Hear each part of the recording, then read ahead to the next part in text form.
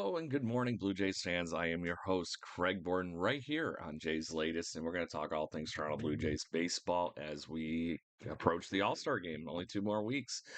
We're going to get some, MLB draft picks. We're going to get all sorts of fun over the next few weeks, and hopefully including some trades because yesterday Ross Atkins was with the media, and let's just say he more or less called out that we are going to get some help and we're going to flex that financial muscle.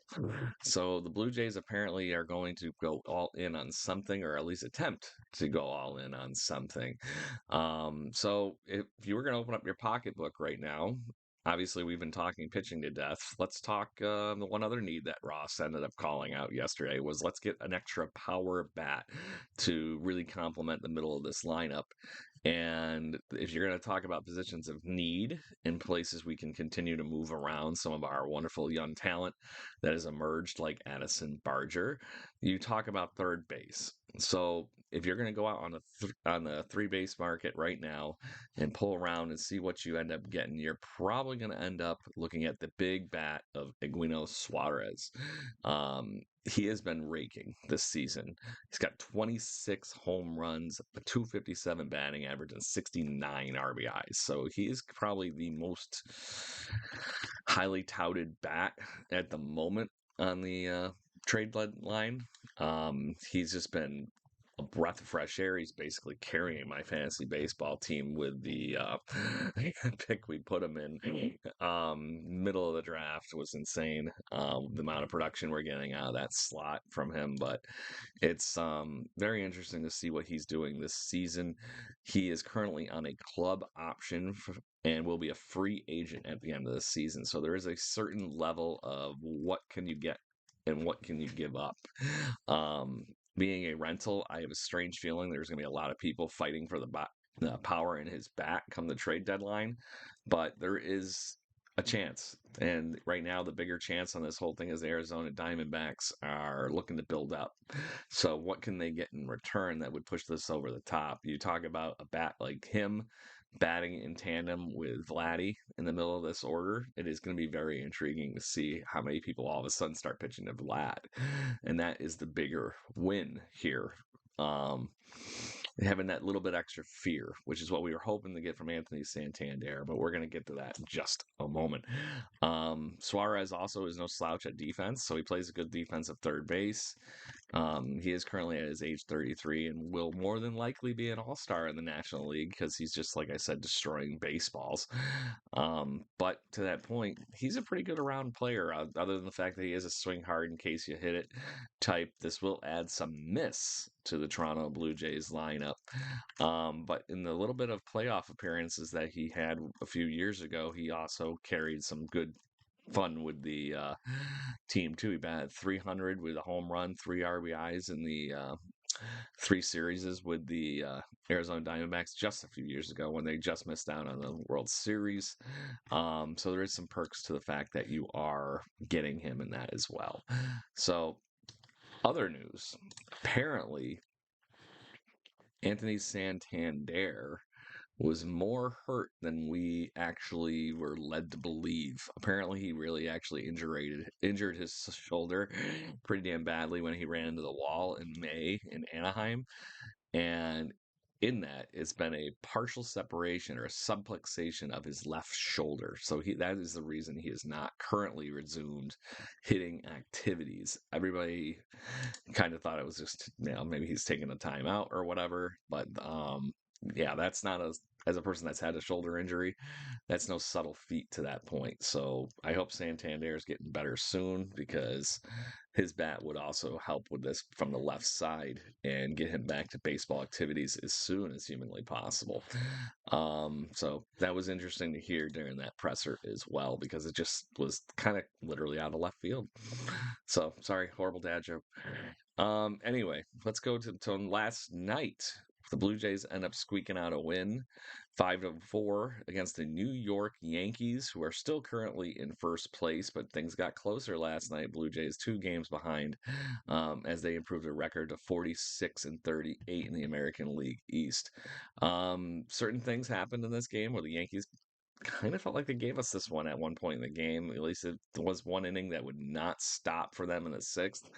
And it was defense, it was the Blue Jays hitting, it was all the above. The Blue Jays smelled blood in the water and took advantage of it and scored 4 runs in the sixth. On the flip side of this, the Blue Jays had Mad Max on the mound, who was amped up. I guess that is what happens when you have 43 some odd thousand people in the arena for Andres Jimenez replica jersey night. So everybody wanted those jerseys. No, they were there because this had playoff implications to yesterday. And Mad Max being on the mound against Carlos Rodon is a matchup that was pretty damn hard to mess up if you were in town. 5 innings of work, only 3 hits, no walks from Max Scherzer. Allows 2 earned runs on one of them on the home run to actually both of them. I take that back to Jazz Chisholm. He also struck out 7, so Max was spinning. In the final inning, his 5th inning of pitching, it did obviously rear its head that there is something possibly going on with his thumb still.